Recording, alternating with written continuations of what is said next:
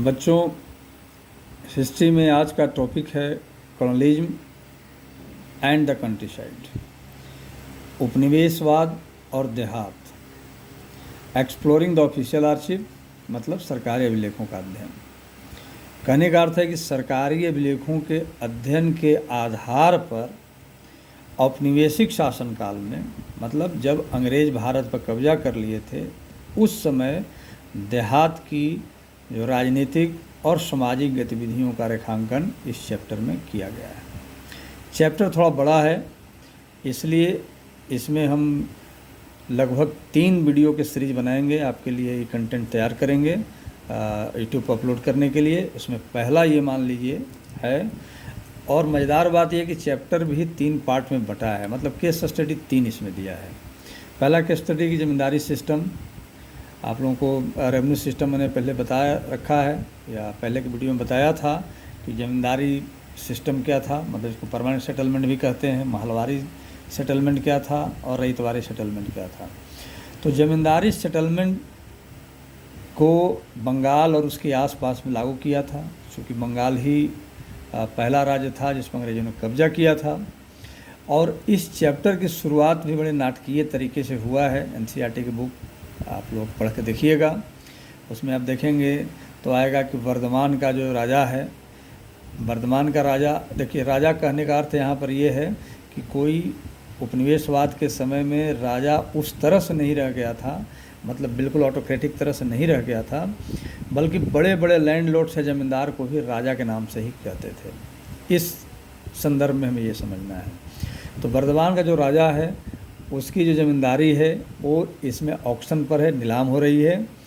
और देखने में ये आया कि नीलामी जब समाप्त हुई तो पता चला कि उसके नौकरों ने ही उस ज़मींदारी को ले लिया। अब यह एक बहुत मज़ेदार घटनाक्रम है कि ज़मींदारी ऑक्शन में ज़मींदार के नौकर ले लिए और इस तरह से ज़मींदार का ही नियंत्रण रहा। ऐसा क्यों होता था? क्योंकि ये प्रॉब्लम अनपेड रेवेन्यू का था। अनपेड रेवेन्यू के मतलब कि जो टैक्सेशन अंग्रेज़ों ने किया था और समय से वो टैक्स न देने के कारण वो ज़मींदार की संपत्ति नीलाम होती थी, और वह संपत्ति पर चूँकि अब ज़्यादा बोली बोलने वाला कोई मिलता नहीं था, तो ज़मींदार ही अपने नौकरों के माध्यम से बोली लगवा के अपने पास रख लेते थे, और इस तरह से डिफ़ाल्टर होते हुए भी वह अपने ज़मींदारी पर नियंत्रण रख पाते थे। अब इसका कारण एक और था। कारण क्या था कि गाँव में जो बड़े किसान थे उनको जोतेदार भी कहते थे। जोतेदार कहीं कहीं मंडल भी कहते थे। तो ये जोतेदार और मंडल थोड़ा शक्तिशाली हो गए थे, क्योंकि गांव में ये रहते थे ग्राउंड लेवल पर, गांव के किसानों पर इनका अच्छा नियंत्रण था। ये बड़े किसान थे, हालांकि टैक्स इनको भी देना पड़ता था, लेकिन ज़मींदार चूँकि गांव में नहीं रहते थे तो गाँव पर नियंत्रण इनका था। तो कभी कभी जोतेदार और मंडल ज़मींदार को टैक्स देने से मना करते थे। और ज़मींदार जो लठियाल भी इंग्लिश हिंदी दोनों लठियाल ही कहते हैं। लठियाल मतलब कि ज़मींदारों के साथ में लठैत होते थे, मतलब एक तरह की उनकी एक जो आर्मी थी वो लेकर जब आते थे, दोनों में संघर्ष होता था। तो टैक्स लेना आसान नहीं था। तो इस कारण से कई बार क्या होते थे कि देते नहीं थे। कई बार यह भी देखने को मिला कि रेवेन्यू जो है बहुत हाई स्केल का था।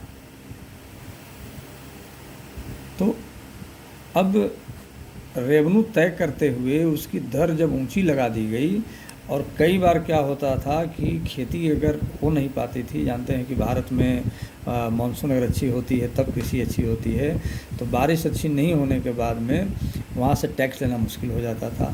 तो इन सब कारणों से ज़मींदार समय से अपना रेवेन्यू टैक्स नहीं दे पाते थे। फल क्या होता था, उनकी ज़मीन ऑक्शन में जाती थी, तो कई बार वो अपने नौकरों के माध्यम से ही इस पर कब्जा कर लिया करते थे। और इन सब बातों पर फोकस कैसे आया, हमें इसके लिए मैंने पहले ही बताया है कि इस चैप्टर का जो सोर्स है वो क्या है, ऑफिशियल रिकॉर्ड्स हैं। तो ब्रिटिश पार्लियामेंट में, चूँकि पार्लियामेंट में कई कमिटीज होती हैं, कई रिपोर्ट आती हैं, तो ब्रिटिश पार्लियामेंट में कई रिपोर्ट आई थी। उसमें जो 5th रिपोर्ट थी, द 5th रिपोर्ट, 5वीं रिपोर्ट जो है वो भारत के संबंध में थी। अब भारत के संबंध में इस रिपोर्ट में जमींदारी व्यवस्था की ये प्रॉब्लम्स, आगे चल कर के जो ये राजमहल के पहाड़ियों में आदिवासियों के साथ समस्या आई उसको, डेक्कन में जो विद्रोह हुआ था उसको, इन सब पर फोकस डाला गया था।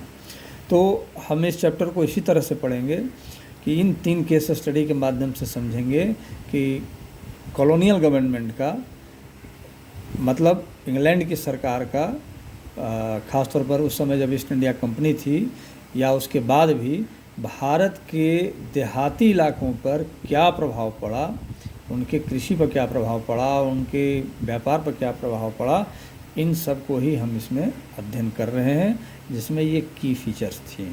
और अगला वीडियो में हम इसके आगे चैप्टर बढ़ाएंगे। Thank you.